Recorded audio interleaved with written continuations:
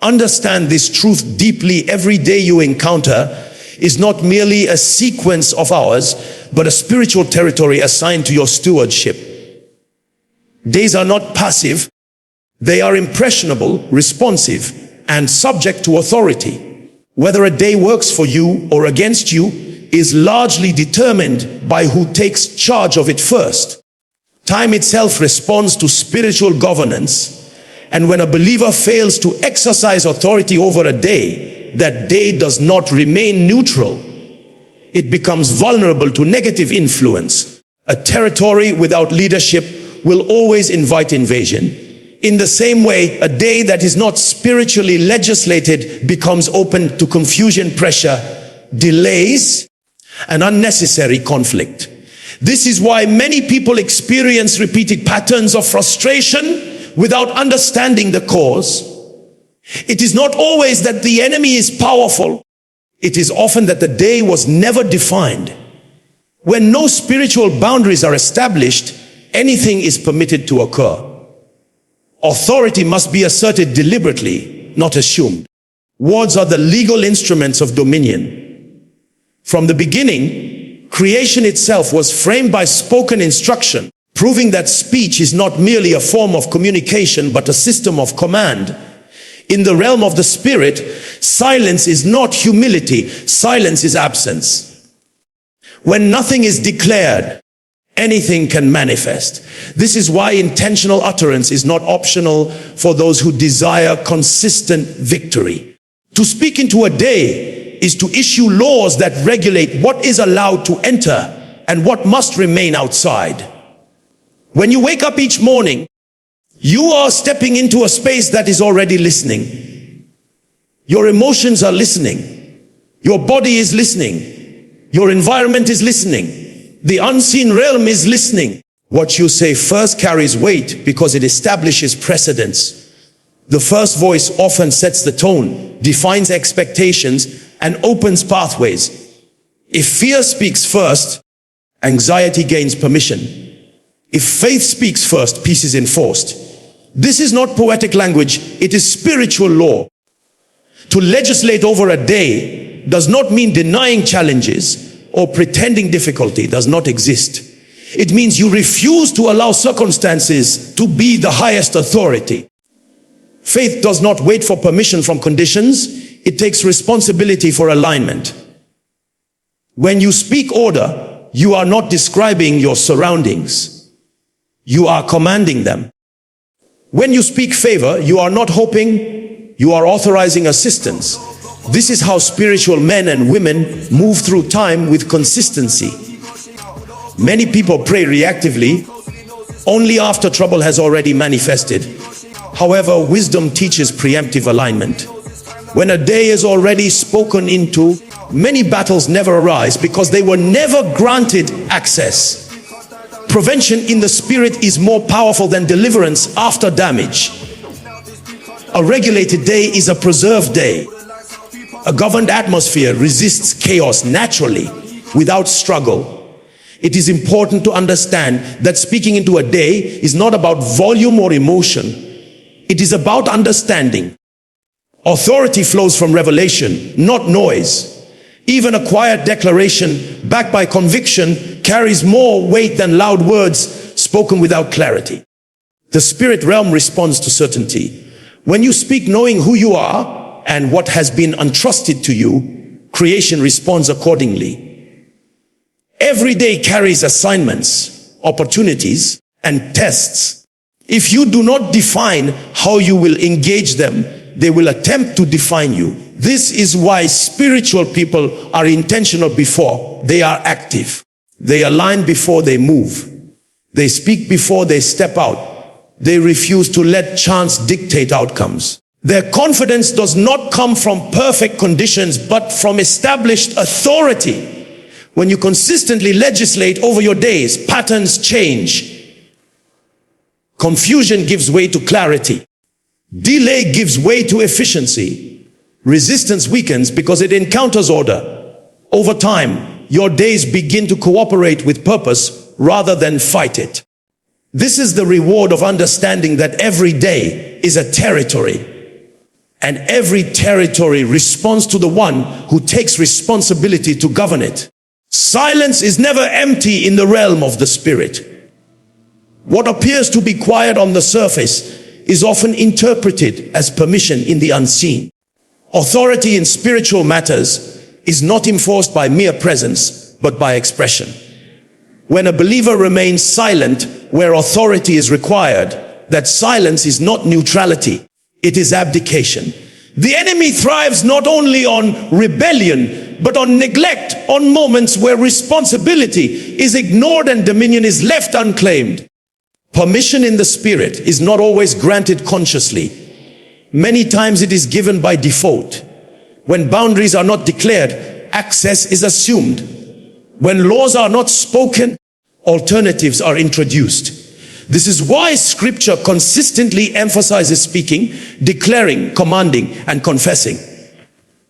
Silence does not communicate humility to the enemy, it communicates vacancy. And whatever is vacant becomes available for occupation. There are many situations in life that escalate not because they were overwhelming at the start, but because they were unchallenged. A thought goes unchecked and it becomes a stronghold. A small delay is tolerated and it becomes a pattern. A minor discomfort is ignored and it grows into oppression. The common denominator is not intensity but silence. Where confrontation was required, passivity took its place. Utterance is the instrument by which spiritual authority is enforced. Authority that is not exercised weakens in effect, not in legitimacy. A police officer who refuses to speak when law is being broken does not lose his rank, but the environment descends into disorder. In the same way, believers carry authority by design, but order only manifests when that authority is voiced. Dominion is not automatic, it is activated. Many people assume that because God is sovereign, things will simply work out. However, sovereignty does not negate responsibility. Divine authority is often delegated, not imposed. When authority is delegated, silence becomes disobedience. To refuse to speak where you have been authorized to do so is to neglect stewardship. Heaven waits for alignment before it intervenes. The enemy understands this principle well. That is why intimidation often precedes attack. Fear is designed to paralyze speech. Discouragement aims to suppress declaration. Weariness targets the mouth before it touches the body. If the voice can be silenced, access has already been gained. This is why regaining your voice is often the first step to regaining control. Speaking does not mean reacting emotionally to everything. It means responding intentionally with understanding. Utterance rooted in truth establishes order. When you declare what is permitted and what is forbidden, you are not arguing with darkness. You are issuing a verdict. Darkness does not debate authority. It withdraws from it. Confusion does not resist clarity. It collapses under it. One of the greatest dangers of prolonged silence is normalization. What is tolerated long enough becomes accepted. Once accepted, it becomes defended. Many people end up protecting the very limitations they were meant to confront simply because they grew accustomed to them. Silence slowly rewrites expectations until disorder feels normal and victory feels unrealistic. Breaking silence is not about noise, it is about courage. The courage to speak when nothing has changed yet. The courage to declare peace while storms still exist. The courage to confront patterns before they solidify. This is how spiritual leadership begins. First over your atmosphere, then over your assignments, then over your influence. When you choose to speak, you are not forcing outcomes. You are aligning laws. You are reminding the environment that it is subject, not sovereign.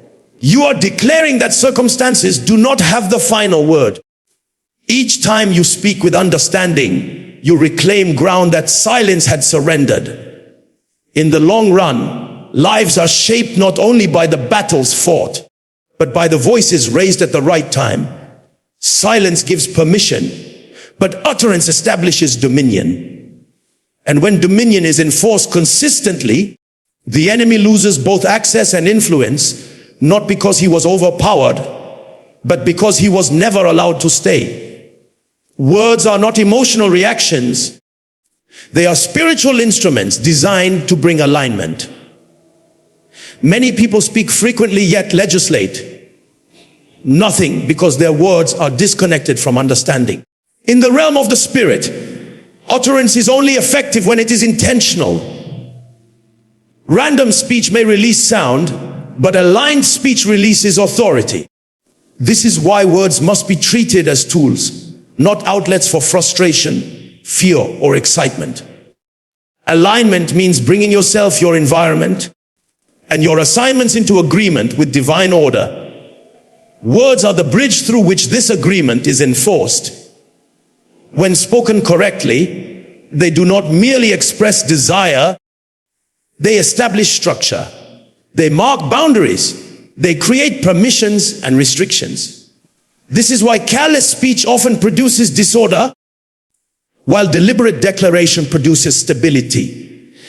Many people speak based on how they feel rather than what they understand. Emotions are unstable interpreters of reality.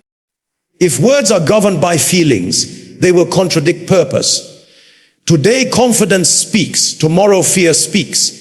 This inconsistency confuses the atmosphere and weakens authority. Authority thrives on consistency.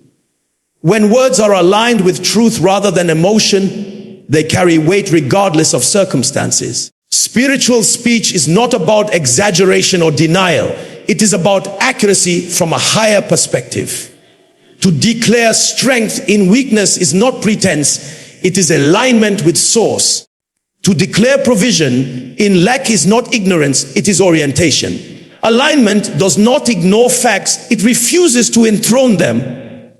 Words spoken from alignment shift perspective, and perspective governs response. The power of words lies not in volume but in agreement. When your words agree with divine intention, they receive backing. This is why some quiet prayers shake systems, while loud declarations produce no effect. Heaven does not respond to desperation. It responds to alignment. When words are spoken from clarity, they activate assistance beyond human capacity. Using words as tools also requires discipline. A tool in untrained hands can cause damage. In the same way, speech without restraint can undo progress. Complaints, negative predictions, careless jokes, and repeated confessions of defeat gradually dismantle alignment. Over time, people begin to live inside the walls built by their own words. Not because words are magical, but because they consistently shape expectation and permission. Alignment-focused speech also requires timing. Not every truth must be spoken everywhere. Wisdom determines when, where, and how to speak. Even correct words spoken at the wrong time can produce resistance. Authority is most effective when it flows through discernment. This is why spiritual maturity is revealed not only by what is said, but by what is withheld. Another critical aspect of alignment is internal agreement. If the heart resists what the mouth declares, words lose integrity. Inner conflict weakens outer authority. This is why meditation often precedes declaration. You must first settle truth within before enforcing it around you. When conviction and confession align, words gain stability and endurance. Many people want immediate results from their words, but ignore the process of consistency. Alignment is rarely established in one moment. It is reinforced through repetition. Each declaration is a reinforcement of law. Over time, the environment adjusts, resistance weakens, and new patterns emerge. This is not because circumstances were forced, but because order was consistently introduced. Speaking as a tool also means knowing when silence serves alignment. Silence can be strategic when it preserves focus and prevents emotional leakage. The goal is not constant speech, but effective speech. Words should always move things closer to purpose, not further into confusion. When you understand that words are tools of alignment, you stop speaking casually and start speaking consciously. You choose clarity over noise. You choose truth over impulse. You choose alignment over reaction. And in doing so, you discover that life begins to respond not to how loudly you speak, but to how accurately your words are positioned. In the realm of the spirit, sequence matters. Outcomes are often determined not only by what is said, but by who speaks first. The first voice that addresses a situation usually establishes its framework, setting expectations and defining direction. This is why beginnings carry unusual power. The opening statement of a day, a season, or an encounter often becomes the reference point for everything that follows. When a day begins without intentional utterance, it does not remain undefined for long. Thoughts, emotions, news, conversations, and circumstances rush in to fill the gap. If fear speaks first, it frames the day with anxiety. If pressure speaks first, the day becomes heavy. If confusion speaks first, clarity must later fight for space. The initial voice sets the atmosphere, and atmosphere governs experience. Many people spend their days responding rather than leading because they allowed external voices to speak before they did. By the time they attempt to assert authority, the environment has already been shaped. This does not mean recovery is impossible, but it does mean effort increases. Establishing order early is far easier than correcting disorder later. This is a principle seen everywhere. Prevention is simpler than repair. The first voice carries authority because it introduces law. In any system, once laws are in place, everything else must operate within them. When you speak first with understanding, you establish spiritual parameters that regulate what is permitted and what is excluded. Challenges may still appear, but they encounter resistance instead of free access. They are forced to operate within limits you already defined. This is why intentional beginnings are critical. How you start matters more than how you feel. Waiting until confidence appears before speaking is a mistake. Confidence often follows obedience. When you speak from understanding, strength aligns with your declaration. Authority is not a feeling, it is a position. The position exists before the emotion catches up. The enemy understands the power of first utterance. This is why negative suggestions often come early in the day, early in a season, or early in a decision-making process. A single thought of fear introduced early can influence hours of behavior. A single discouraging word at the start can color an entire assignment. These early intrusions are strategic, not random. To counter this, spiritual people develop the discipline of early alignment. Before engaging responsibilities, they engage authority. Before conversations begin, they define their posture. Before demands multiply, they establish order. They do not wait to see what the day brings. They decide what the day is allowed to bring. Speaking first does not mean speaking impulsively. It means speaking deliberately. Your words must be rooted in truth, not urgency. When truth speaks first, urgency loses its power to destabilize. Even when unexpected challenges arise, they encounter a framework already in place. This is why some people remain calm under pressure. They are not improvising authority, they are enforcing it. When you consistently speak first, patterns change. Days become more predictable, not because life becomes easier, but because chaos finds less entry. You begin to notice fewer surprises that derail focus. Decisions become clearer. Resistance weakens. This is the cumulative effect of precedence. It is also important to understand that speaking first is an act of responsibility. It is a declaration that you refuse to be a victim of sequence. You choose to lead rather than react. You choose intention over accident. This posture transforms not only your days, but your mindset. Ultimately, whoever speaks first is not merely making noise, they are setting direction. When you claim the first voice with understanding, you establish dominance over influence. And when influence is established early, outcomes are shaped with far less struggle because the foundation was laid before opposition arrived. Manifestation is rarely accidental. It is usually preceded by alignment. What appears suddenly in the physical realm has often been prepared invisibly through consistent declaration and belief. Before results become visible, a framework must exist to host them. This framework is established through faith-filled utterance that aligns reality with divine intention. Speaking before seeing is not denial of facts. It is preparation for change. Many people wait for evidence before they speak with confidence.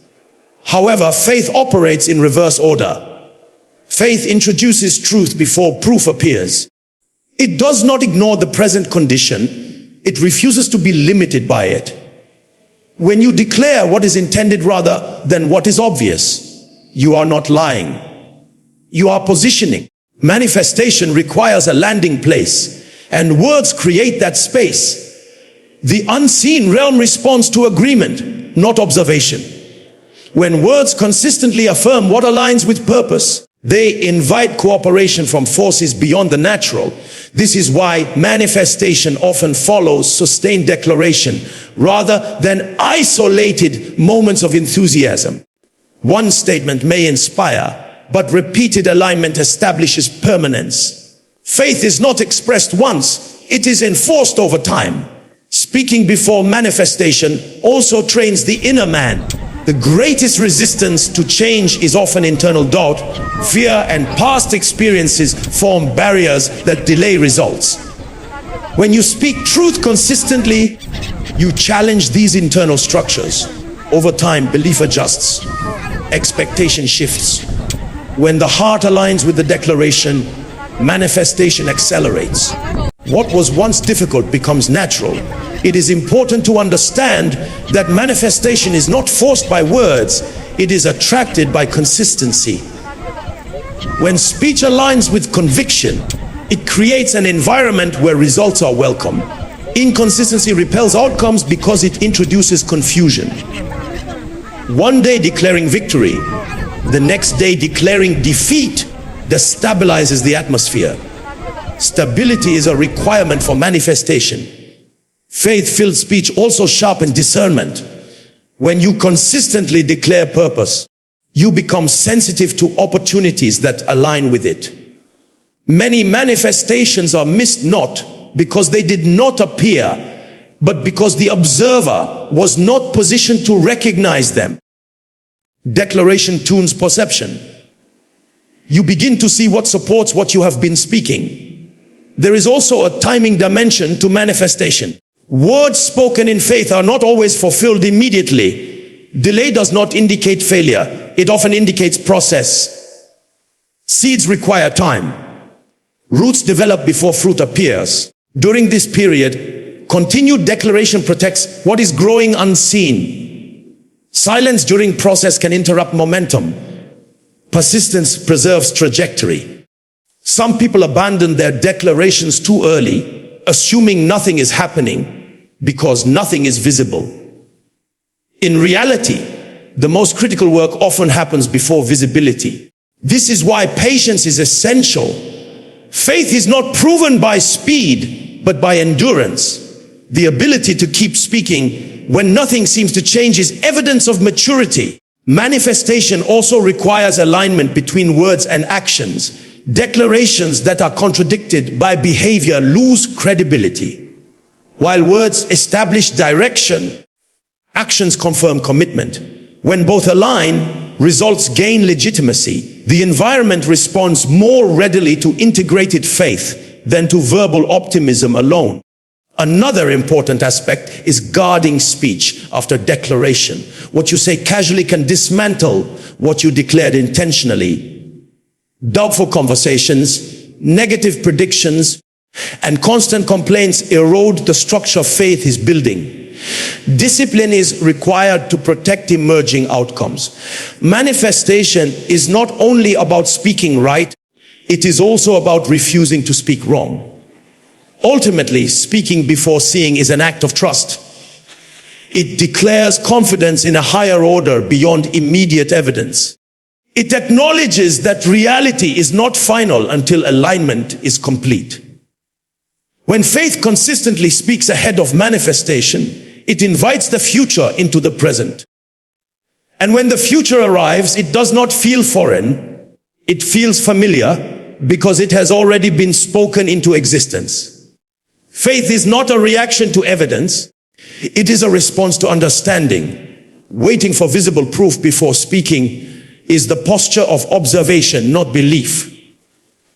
Faith operates on a higher intelligence, one that recognizes that what is seen is temporary and what is unseen is foundational. When faith speaks, it does so from conviction, not from convenience. It declares reality as it should be, not merely as it appears. Evidence belongs to the realm of the senses, but faith belongs to the realm of alignment. If faith waited for evidence, it would no longer be faith. Speaking before evidence appears is not arrogance, it is obedience to spiritual law. The unseen always precedes the seen. Every structure exists first as an idea before it becomes a building. In the same way, every manifestation exists first as a declaration before it becomes an experience. Many people struggle because they allow evidence to dictate language.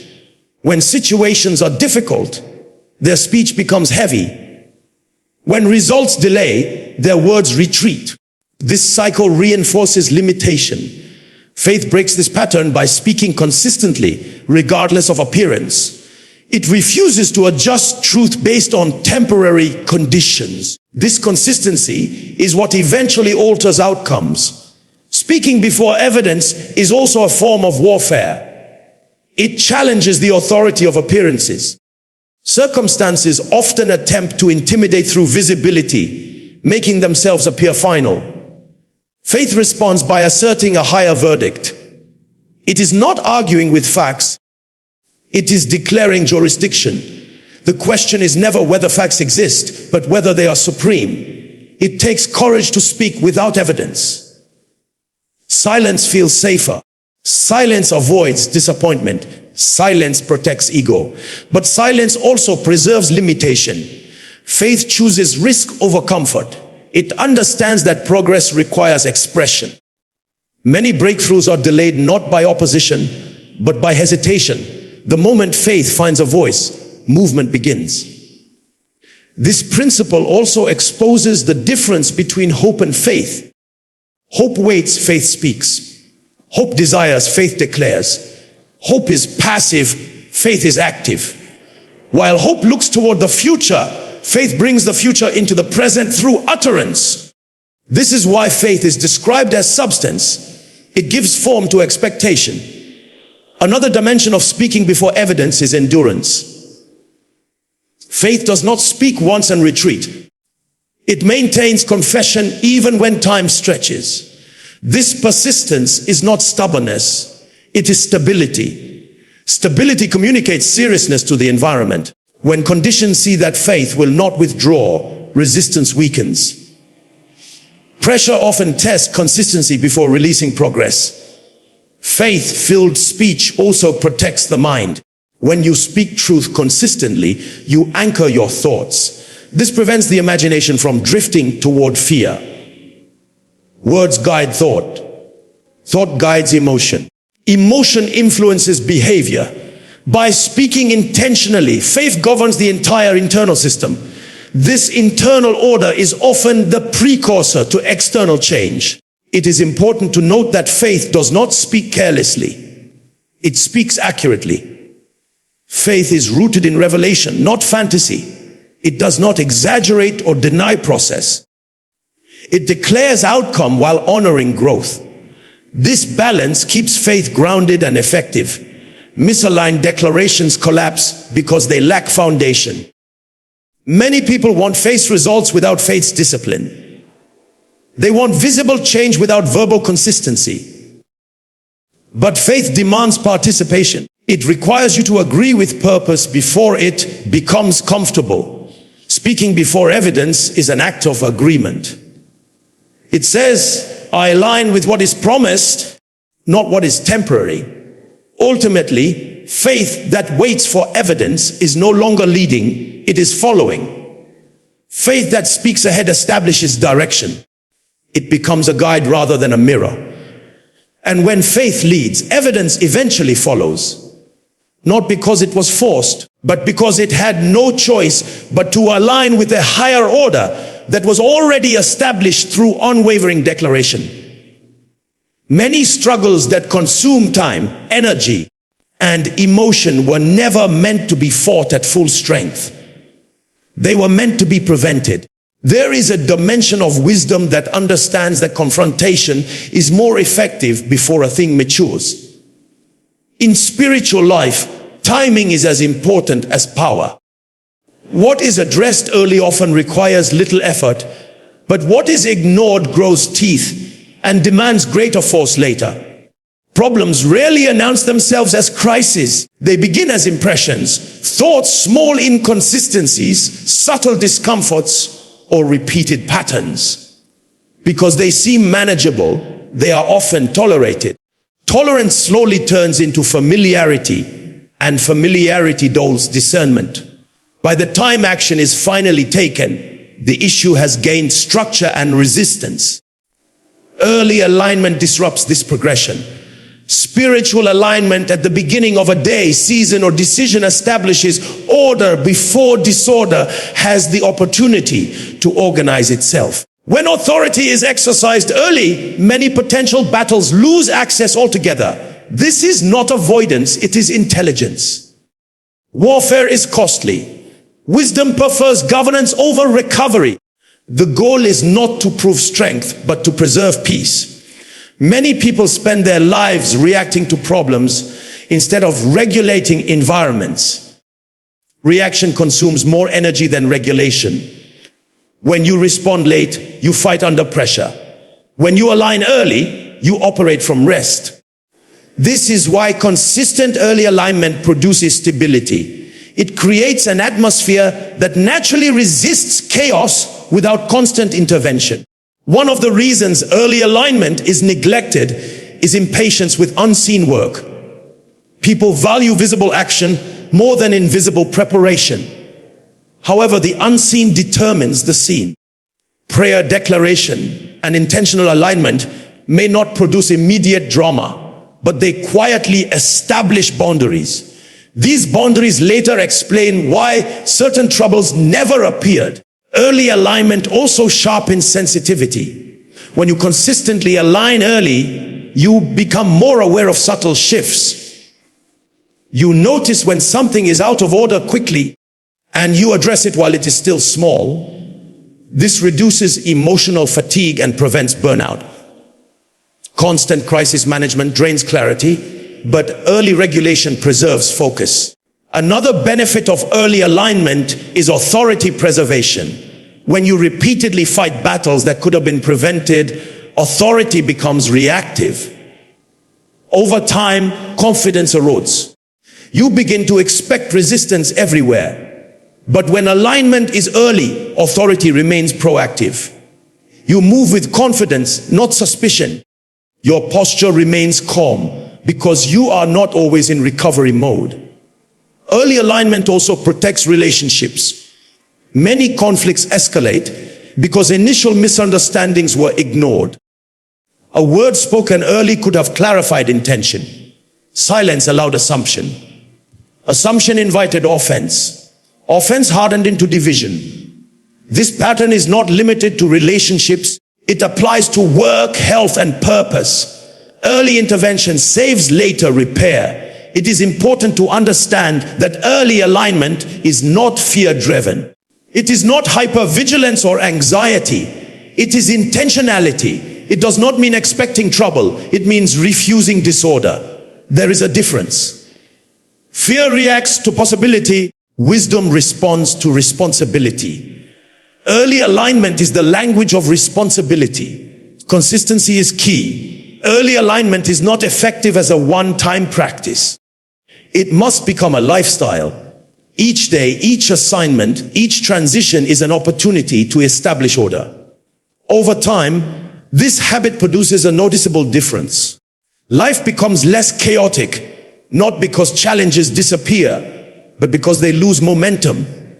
Many people look for power encounters when what they need is early obedience. They want dramatic victories when simple alignment would have prevented the fight. Strength is not proven by how much you endure, but by how much you wisely avoid. In the end, early alignment is an investment. It costs discipline up front, but saves strength later. It requires awareness now, but prevents exhaustion tomorrow. Those who understand this principle do not live battle to battle. They live from order to order. And as a result, their journey is marked not by constant struggle, but by sustained progress and preserved peace.